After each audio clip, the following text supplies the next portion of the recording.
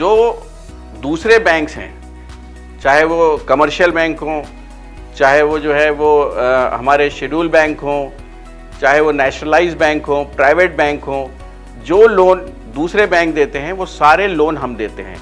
जैसे कि मैं आपको बता दूं, बिजनेस लोन हम देते हैं, एजुकेशन लोन देते हैं, पर्सनल लोन देते हैं, व्हीकल लोन देते हैं, फिर उसके बाद जो है वो हम इंडस्ट्री लोन भी देते हैं। तो इस तरह के जितने भी लोन हैं वो सारे लोन हम लोग जो है प्रोवाइड करते हैं।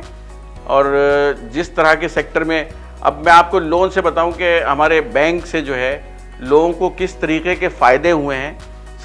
सबसे बड़ा मकसद जो था उनका बैंकिंग का ये था कि हम एक ऐसे इलाके में जहाँ पर लोग जो है वो बैंकिंग को ममनू समझते थे, वो ये समझते थे कि बैंकिंग जो है वो हराम है।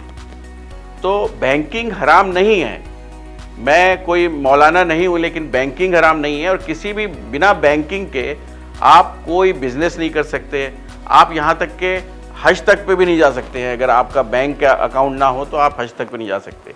तो इस इलाके के अंदर बैंकिंग को जो है ममनू माना जाता था।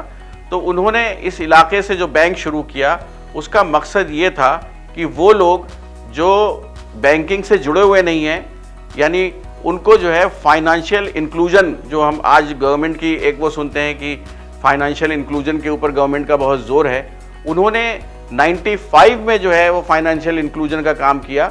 और एक बड़े पैमाने पे जो लोग बैंकिंग से दूर थे, जो लोग पैसा अपने घरों में रखते थे, उस पैसे को बैंक में लाए और उस बैंक में लाके उस पैसे को जो है वो सर्कुलेशन में लाया। जब सर्कुलेशन में आता है पैसा तो उसी से देश की तरक्की होती है।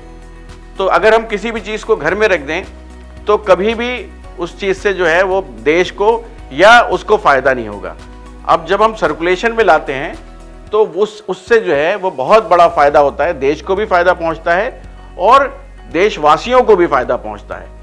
तो ये चीज़ उन्होंने जो है करी, लोगों को धीरे धीरे जो है जब बैंकिंग से जोड़ा तो उनको लगा कि अब मुझे जो है इनको मेन स्ट्रीम में लाने के लिए इनको इनकम टैक्स देना भी सिखाना चाहिए।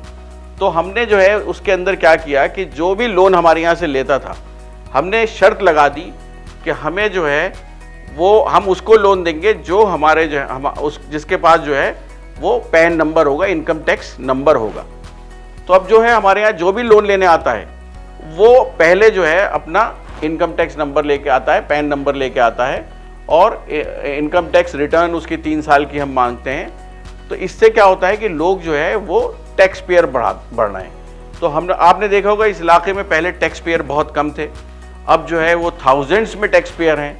वो उसका भी जो है बहुत बड़ा हाथ जामिया बैंक का है कि इस इलाके में जो टैक्स पेयर्स बढ़े हैं उसकी बहुत बड़ी वजह जो है वो जामिया बैंक है। जामिया कोऑपरेटिव बैंक, रिश्ता यकीन का।